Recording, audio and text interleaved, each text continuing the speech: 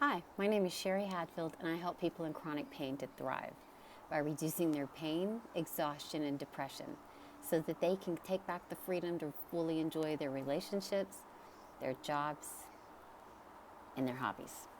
So, what I wanted to talk to you about today is trauma. I've done a video explaining what I think is the root cause of a lot of chronic pain and what causes it to latch on.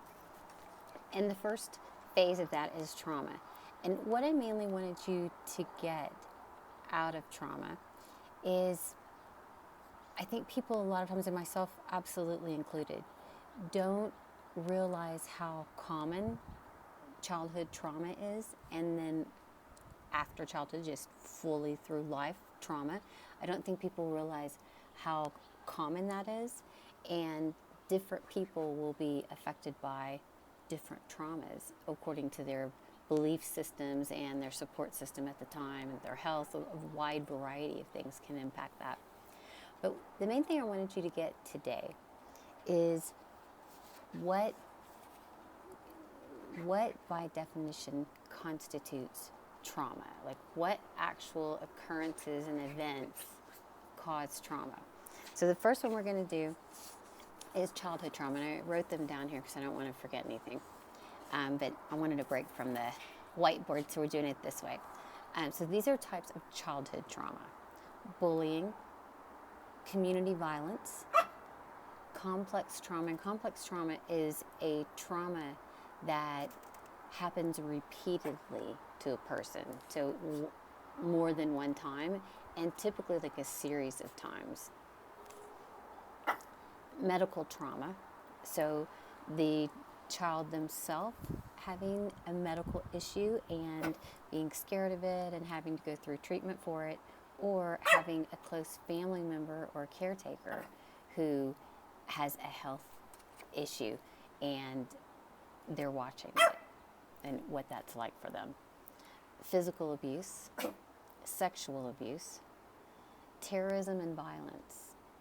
A lot of us lived through 9/11, so seeing terrorist attacks and the aftermath and what that feels like, and the school shootings, those type of events are very difficult for everyone. But you can feel it in the air, and it's a very difficult thing for a young person to wrap their mind around. Okay. Traumatic grief, so losing a loved one or relative.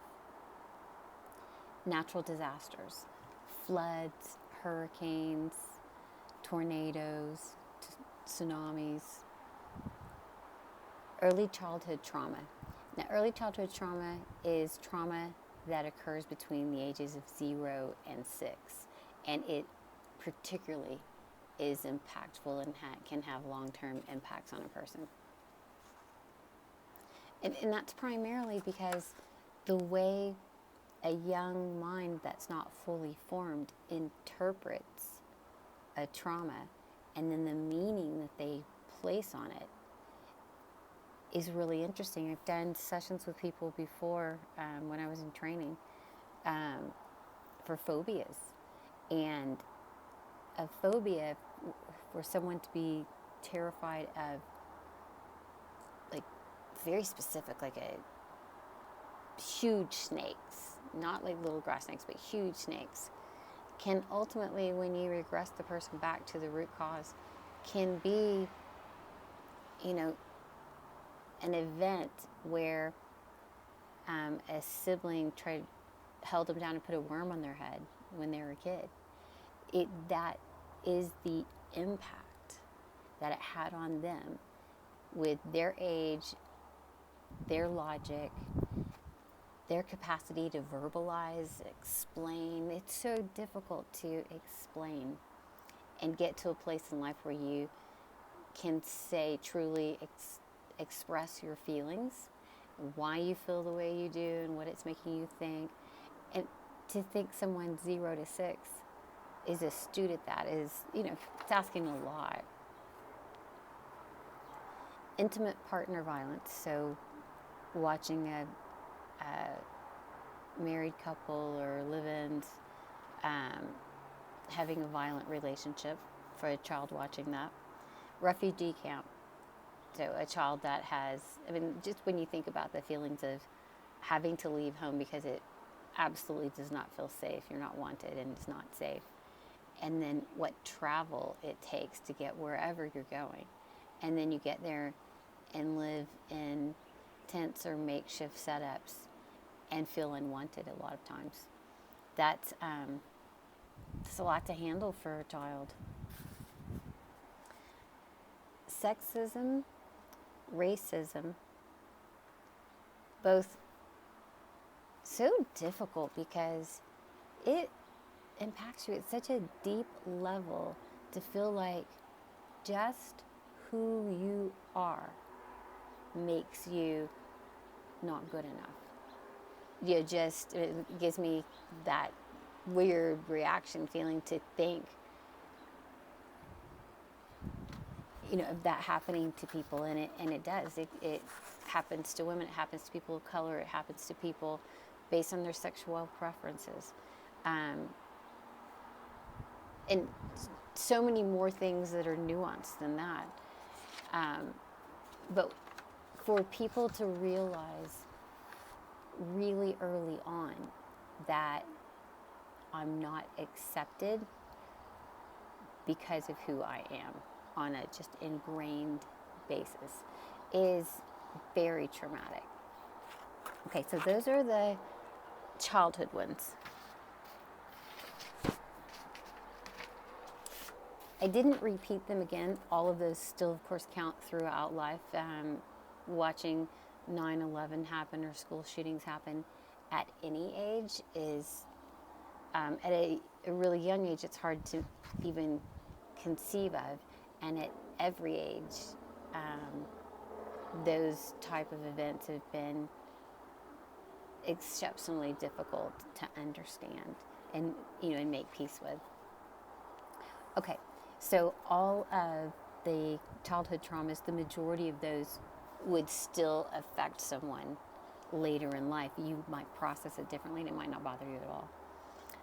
In addition to those, these are more the things that affect people not just in childhood. So this is throughout life. A severe auto accident, neglect, betrayal, cancer, robbery or assault, coming out sexually, suicide, someone, a close friend, family, coworker, committing suicide, your own personal divorce. As before we were talking about, for a child, your parents divorcing, but this is you personally going through a divorce. Witnessing terror, getting fired or laid off, adoption. I have 4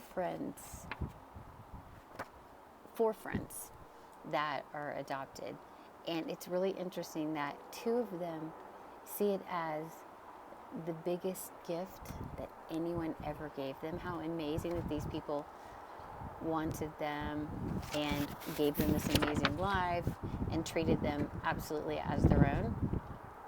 And then I don't think either one of them ever made any effort to get together with their biological parents either. And then have 2 other friends that are adopted, and it's always bothered them. They're grateful that they got adopted, and they're grateful for their life. But there's a piece of them that feels, how could my mother leave me? How could someone who loved me, who should love me like that, leave me? And right or wrong, that's the loop that they get stuck in, and it can affect their self-worth. Character defamation, especially in a public way, like something on the internet or plastered around town, that type of thing can really be, and career-wise. Things that go after your safety, and I would also add your ability to make a living and provide for your family. because they're very tied together. If you feel like you can't have provide shelter and food, it tends to create that panic feeling about survival. So those things really can cause a lot of trauma. Bankruptcy, being a single parent, unresolved illness or injury, addiction, wartime experience, miscarriage, toxicity or poisoning, foreclosure, bad business decisions, oppressive boss or spouse, and empty nest. And there's a lot more than that. I felt like from everything I flipped through and researched and looked around on that was a really good representation to give you an idea of what I'm talking about. If I typed that up and put it in the comments and you looked at it, I'd be curious, how many people don't have things off that list, both as a child and as adult.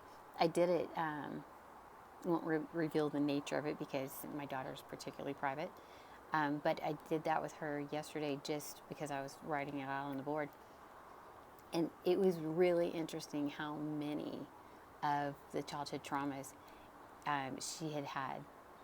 And some I wasn't even aware of because the way she saw the event was, and it was truthful.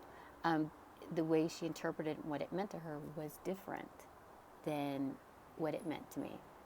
And if it wasn't a really sensitive particular one, I would share it with you, but it involves other people and I don't have the right to do that. Anyway, what I wanted you to see is how many of those have you experienced? Because it really lets you get an idea of how many things in the background can be triggering and keep your body always having a lot of fight or flight and stress hormones going in addition to chronic pain. So it's a lot of all the same issue, but showing you how long it could be going on, where it's just priming you, and then you have an event that hits, and you go off. Your central nervous system has all that it can handle, and you get stuck in a pain signal because your body thinks it's trying to tell you to stop, rest, relax, heal, and it doesn't think that you're getting the message. So that miscommunication, because of the oversensitization, causes a lot of issues. Well, thank you so much. I appreciate you listening. If you have any questions, drop them below. And I will also put links for strategy call if you have any interest. I appreciate it. Have a good one.